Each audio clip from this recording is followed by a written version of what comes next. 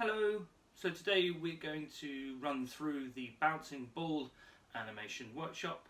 We'll learn two fundamental animation skills. We will learn squash and stretch, and we'll learn about arcs, which are very important in animation. So to start with, let's talk about some of the materials that you will need. I have some tracing paper. So this is an A3 pad tracing paper. I suggest that that's what you get. It's better to buy large and cut down to a smaller size if you require. So this is an A3 pad of tracing paper. I also have a pair of scissors, a rubber, or if you're American, an eraser. I have a 2B pencil, so it's slightly more leaded than an HB, but you don't want to go too heavy on the lead, otherwise you'll smudge your drawings. You don't want that to happen. I also have a big bucket of felt tip pens here, but today we will only really need the black Sharpie. Now, these are obviously Sharpies, and Sharpies can be quite expensive, so you don't have to buy Sharpies. You just need to make sure that your felt tip pen is a permanent marker, so that when you draw on your tracing paper, it won't smudge again. Okay, so don't forget that you also need to have a smartphone with Stop Motion Studio downloaded on it. You can get that from the App Store, and it's free. And it's a really great little bit of software, and you can make all sorts of animations on it using stop frame. And also for today's workshop, I'm going to be using something from the non-essential materials list. Forgive me, but the reason I'm using a light box is so that my animations come across a little bit clearer on video, but you don't necessarily need a light box for these animations. Maybe it's something to think about a little bit further down the line when you've become a little bit more comfortable with animation, you've learned a few more of the fundamentals. And so there you go. So just to recap, we have a pair of scissors, we have an eraser or rubber, we have a pack of tracing paper, we have our 2B pencil, we have our black felt tip pen, and I have my light box. Okay, so if you get all of those together, let's animate a bouncing ball. Brilliant! Okay, to start our bouncing ball animation, we need to make 5 drawings. Now, those 5 drawings I have actually already provided for you on the brief, and you're more than welcome to go ahead and just trace those, but I think if you can, it's best to try and draw them yourself.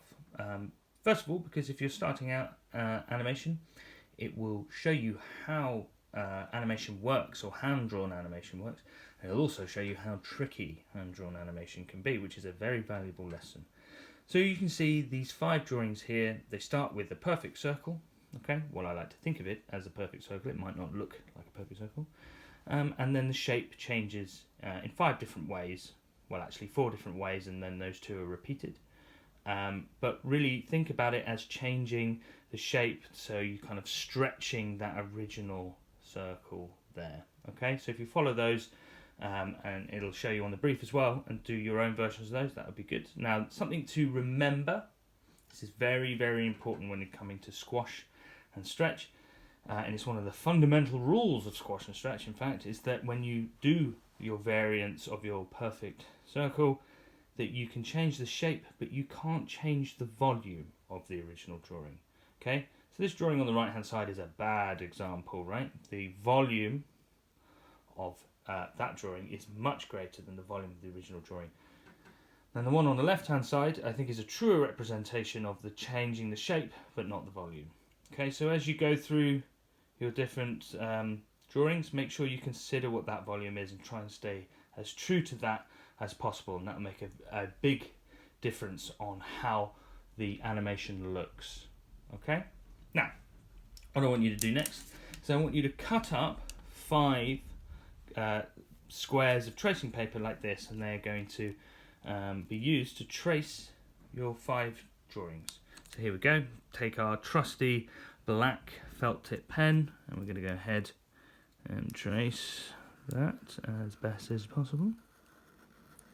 Okay, there we go. So, once you have done all of that, you should have them like this. Obviously, I've done these before we started filming to speed things up a little bit. There you go. Now, You might not be happy with a few of them. You might think a few of them look a bit large, or the volume looks a bit strange. Feel free to go ahead and just change them as much as possible, and to your liking. But once you are happy with those 5 drawings, we shall start to animate. So go ahead and open Stop Motion Studio. Make sure your onion layer's on, which is that slider on the left hand side, and then with your first frame on the top left hand corner, take that frame, you can press that red button, it'll turn white, that's how you know you've taken the frame. And that second frame, make sure it's overlapping with the first frame. You'll see that you've done that through the onion layers, and make sure you do that with the third as well. And now you've created your first arc. So now the ball is going to start to make its descent, and we're going to start to change its shape through the drawings that we've just done. And so that ball is going to start to stretch all the way down to the point of impact, where it will go from a stretch to a squash.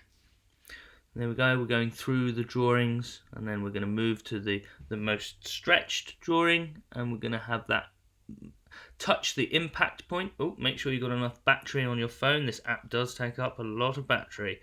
And so that stretch frame,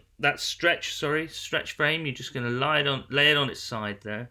It's going to become the squash, and we're only going to use one squash frame, but it's the same as that stretch frame, and we're going to use it again to make it feel like the ball is pinging back up.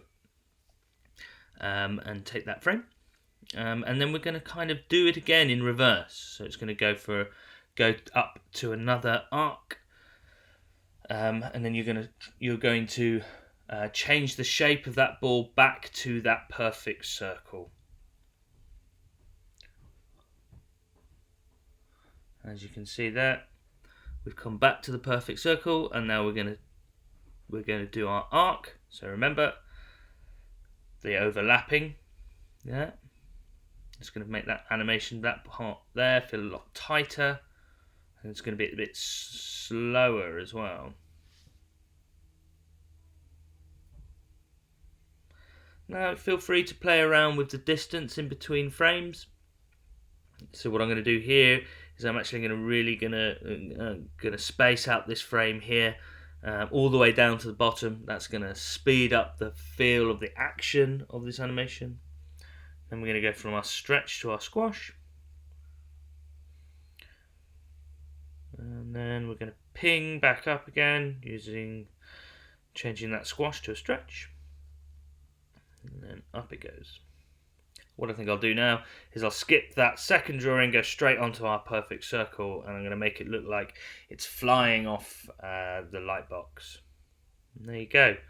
So once you've done that and you're happy with it, go back and go all the way back to the first frame, and then you want to play it. Press the play button on the bottom right hand corner. And hopefully you'll have your first bouncing ball utilising squash and stretch and arcs. Now that's quite good. So play around with it. Hopefully you're happy with it. And if you are, well done. You've done your first animation. Okay, well done. You've done your first animation of a bouncing ball. Wasn't too difficult, was it? So why don't we extend our thinking on the squash and stretch and try a few bits of extra credit. So first of all, you could try and turn that bouncing ball into a little bird.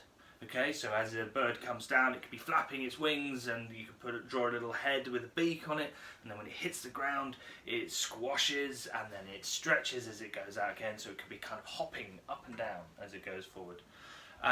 Or if you want to try something a little bit more adventurous, you could simply draw a face, and then have that face smile, and as the smile goes out, the head squashes down so it gets flatter like that, and then when the smile comes back, it stretches back up again. Okay, so you could do that with a simple circular face, and then when the smile goes out, you can squash it, and then you can stretch it back up when the smile comes back in.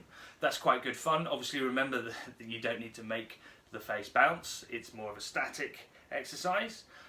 or if you're feeling really experimental, you can apply the concept of squash and stretch onto, say, someone jumping from one point to another. Okay, so if you want to maybe draw a very simple character, and I will just reinforce the idea of a very simple character, kind of going and crouching down and jumping up, and then as it hits the ground, it kind of squashes out its body and then back up again, right? It's a very simple concept, okay? But remember the fundamental that you can change the shape, but you can't change the volume, okay? So have a go at those 3 exercises, and once you've done those, if you've got your own concept of squash and stretch, give them a go, okay? These are just fundamentals. What's really important is what you do with those fundamentals, okay? So we've been doing drawing, hand drawing, but you could use different drawing softwares. Say you could use Flipperclip, you could use Procreate, or you could even use Toon Boom if you want. But however you do it, you're still considering the same principles of squash and stretch. Okay? Excellent. Well done and good luck.